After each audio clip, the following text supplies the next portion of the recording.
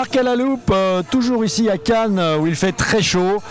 Nous allons pour la troisième journée retrouver une très grande personnalité encore de la communication française. J'entends par là Nicolas Bordas, patron de Bing.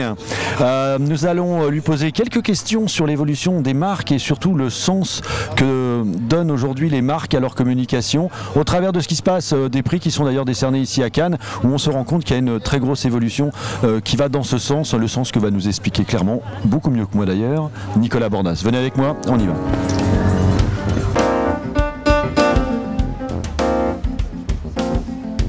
Bonjour Nicolas. Bonjour. Nicolas, toi qui viens ici depuis pas de nombreuses années maintenant, en quoi Cannes pour toi est un indicateur pour l'univers de la communication et des marques en particulier ? Je considère que Cannes reste un très bon thermomètre de l'évolution du marché, même si d'aucuns critiquent le festival sur un certain nombre de prix qui peuvent être des prix un peu marginaux ou sur des sujets qui ne sont pas nécessairement toujours les grandes marques.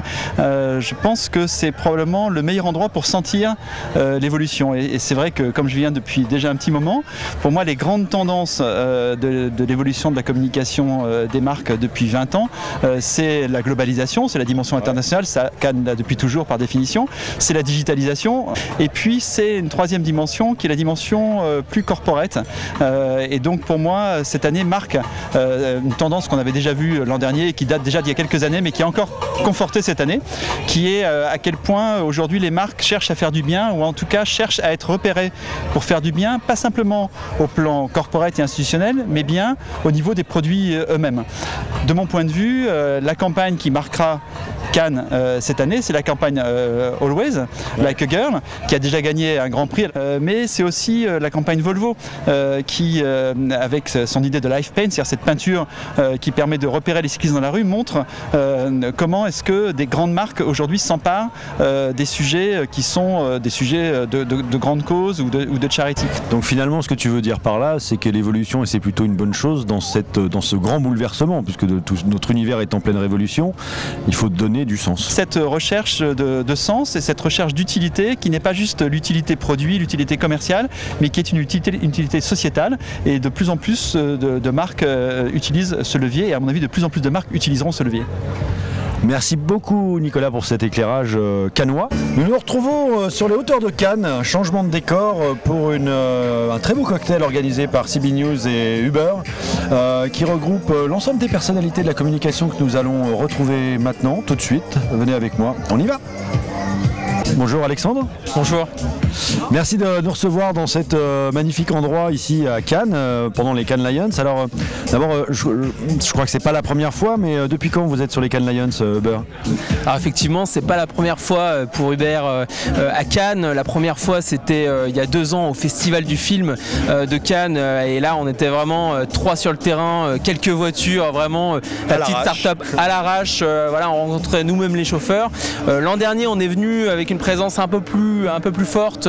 On a aussi commencé à réfléchir à des opérations un peu plus conséquentes, avec notamment les jets privés à la demande. Donc, encore une fois, c'était un petit peu à l'arrache, mais déjà on passait à une autre échelle.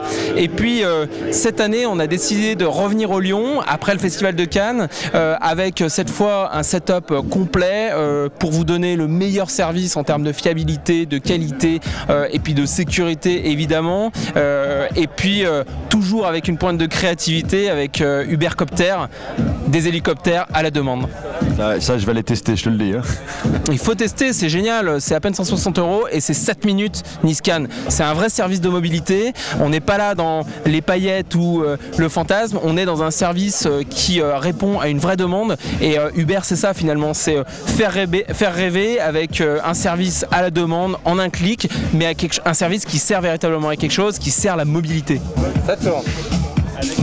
Une autre question Alexandre, en fait ce qui m'intéresse c'est aussi de savoir pourquoi vous êtes au Cannes Lions spécifiquement, et votre rapport justement à cet univers de la créativité, des agences, des médias qui sont ici présents. Ouais, alors les Cannes Lions, c'est vrai que c'est un peu le rendez-vous de la créativité, de l'innovation.